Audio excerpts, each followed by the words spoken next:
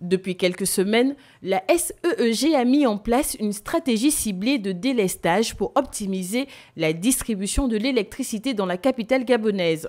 Pour ne pas avoir un effondrement total de notre système de production d'électricité avec un impact sur d'autres producteurs, nous procédons donc à la réduction des moyens de production, donc la diminution de la puissance produite vers le RIC de Libreville. C'est le premier procédé utilisé pour gérer la situation. Deuxième procédé, c'était de solliciter les autres partenaires en matière de production pour augmenter les capacités et avoir donc un impact sur la clientèle le moins dramatique que possible. Toutefois, cette stratégie fragmentée en coupures rotatives n'est que temporaire. Je rassure tout de suite qu'inéluctablement, cette situation devrait s'améliorer.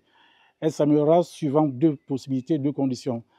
La fin du raccordement des essais de mise en service de la nouvelle source de production de 150 MW sur le Grand Libreville et le retour probable de la pluie sur la vallée d'Ombé. La SEEG multiplie les stratégies pour sortir de cette crise inédite.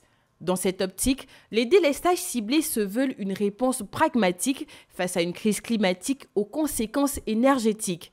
Appelant à des gestes responsables en matière de consommation énergétique, la SEEG procède en parallèle à l'installation d'une centrale flottante de 150 MW pour stabiliser le réseau.